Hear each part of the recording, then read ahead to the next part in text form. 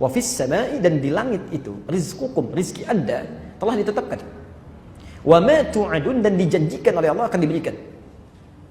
Rizki kita sudah ditetapkan dan dijanjikan akan diberikan. Jadi mustahil ada manusia yang lahir ke muka bumi ini tidak memiliki rizki, itu mustahil. Mustahil. Bahkan kata Nabi telah ditetapkan sebelum kita dilahirkan. Ya. Kalau Anda lihat yang paling gampang di Al-Arba'in An-Nawawiyah, posisi hadis nomor 4 dari Abdullah bin Mas'ud. Di kitab terjemahan posisi paling kiri, ya.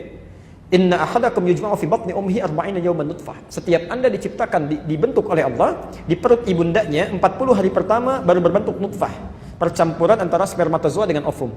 Thumma yakunu mithla dzalika 'alaqah. 40 hari kedua berbentuk 'alaqah, zirat yang mulai menempel di dinding rahim. Thumma yakunu mithla dzalika mudghah. 40 hari ketiga usia 4 bulan berbentuk mudghah, daging sekunyahan yang mulai punya bentuk. Ya, fayursalu ilaihil malak, maka usia 4 bulan ini diutus malaikat. Fayanfukhu fihi roh, meniupkan roh dengan izin Allah. Wa yu'maru bikatsbi arba'in, dan diperintahkan menetapkan 4 hal. Pertama kali bikatsbi rizqihi, menetapkan rizkinya. Jadi rizki kita itu sudah ditetapkan oleh Allah sebelum kita bahkan terlahir, dan akan dibawa sampai kita menghadap pada Allah Subhanahu wa taala. Jadi tidak akan ada orang meninggal sebelum dicukupkan rizkinya. Jelas di sini? Baik. Pertama, maaf, rizki tadi ditetapkan di mana? Di langit. Kita hidup di mana? Di bumi. Masya Allah, maka rizki itu mesti turun ke bumi, ya kan? Mesti turun ke bumi. Karena itulah kemudian Allah turunkan rizki ini ke bumi. Al-Baqarah ayat 29, posisi paling kanan sebelah bawah. Huwallazi khalaqa lakum ma fil ardi jami'a. Dan kemudian Allah ciptakan, jadikan untuk kamu semua yang ada di bumi untuk kamu. Karena kamu tinggal di bumi, rizkinya kami turunkan ke bumi. Jelas ya? Rizki ditetapkan di langit, kita hidup di bumi, diturunkan ke bumi. Baik, sekarang ibu bapak tinggal di mana? Enggak, di Kelapa Gading. Bumi kan luas. Bumi luas, ya. Hati-hati. Barangkali Anda di Kelapa Gading, rizkinya ternyata ada di Sumatera. Ya, rizki Anda turun di Sumatera, maka Anda kan harus berangkat, ya. Kerja dapetin itu, ya. Di Kelapa Gading pun masih luas. Ya, tinggal di Istiqamah, rizkinya di mall misalnya kan, dekat mall sana. Maka kan harus berangkat kan? Harus kerja, harus beraktivitas. Maka turun Quran surah kedua Al-Baqarah ayat 168, posisi paling kanan sebelah bawah, ketentuan umum.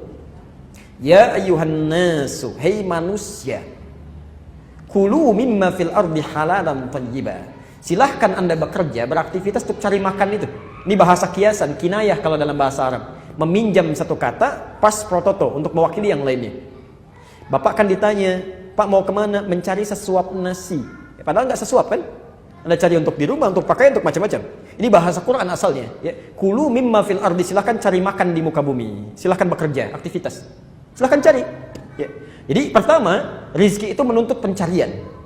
Dan itu ditetapkan oleh Allah kepada seluruh manusia. Hukum Allah berlaku di bumi. Sunnatullahi fil kaun. Jadi maaf. Rizki itu pertama terkait dengan ikhtiar kita. Jadi kalau ada orang misalnya, mohon maaf ya, ada orang walaupun sesoleh apapun tidak mau berikhtiar, nggak akan turun juga. Dia harus cari. Ya. Dan tidak ada hubungan dengan iman. Kaya tidak ada korelasi dengan iman. Misal, mohon maaf, kenapa ya saya sholat, tapi kok orang itu nggak sholat dia kaya? Ada kata-kata itu, Pak. Kami pernah bertaklim, ada orang mengatakan, Ustadz kenapa mesti sholat? Toh yang nggak sholat pun bisa kaya. Kami sampaikan syarat kaya itu bukan sholat. Syarat kaya itu bekerja. Jadi kalau Anda nggak kerja keras seperti dia, ya nggak akan dapat rezeki Anda. Sholat itu menjadikan kaya Anda menjadi berkah. Harta Anda bermanfaat, itu fungsi sholat. Dan bisa mempercepat kalau sholat Anda benar. Ya. Jadi hukum yang pertama, rezeki di langit, diturunkan ke bumi, kita harus cari. Nah, itu yang disebut dengan adlullah, keadilan Allah di muka bumi. Tapi kita bertanya, ya Allah, kita kerja, dia kerja, kita sholat, dia enggak. Masa sama? Apakah ada perbedaan? Ada. Allah akan percepat dia mendapatkan tanpa harus lelah mencarinya. Maka dipindahkan ayat untuk orang beriman. Dia kerja, dia beriman juga. Quran surah kedua di surah yang sama, Al-Baqarah ayat 172, pindah ke kiri di pertengahan. Paling atas, lihat ayatnya. Kita mau berakhir di sini, sebentar lagi ada masuk asar ya. Ya ayyuhalladzina amanu, hei orang-orang yang beriman. Perhatikan, ayat yang pertama kan ya ayyuhan nas ya. Kalau manusia itu, maaf, mencakup orang beriman saja atau umum? Umum, mencakup non-muslim juga. Artinya kalau non-muslim pun bekerja, dia mendapat rezeki. Tapi ayat ini, ya ayyuhalladzina amanu, hei orang-orang yang beriman. Kalau beriman itu orang Islam saja atau non-muslim juga? Islam saja. Ya ayyuhalladzina amanu, kulu min thayyibati ma razaqnakum. Silahkan dapatkan rezeki yang telah kami sediakan. Bukan kita yang capek mencari, tapi Allah yang sediakan. Tapi yang menarik, perhatikan. Ketika Allah meminta mencari rezeki bagi orang-orang umumnya, manusia umumnya, kalimat halal dan thayyibnya muncul. Halalan thayyiban. Tapi ketika meminta pada orang beriman, kalimat halalnya dibuang. Tinggal thayyibnya dan dijamakkan bentuknya. Thayyibat. Kenapa halalnya dibuang? Karena orang beriman itu imannya akan menuntun dia mencari yang halal. Jadi kalau ada orang beriman mencari yang haram, itu tandanya ada yang salah dalam imannya. Ada yang salah dalam imannya. Dan kalau Anda selalu mencari yang halal, sekalipun sedikit, maka Allah akan tambahkan berkah di dalamnya, menjadi banyak. Lihat, kalimat tadi halalan thayyibah. Halal, thayyib, thayyibnya tunggal. Nanti kita bahas dengan rinci saat masuk ayat ini. Thayyiban itu bentuknya mufrad.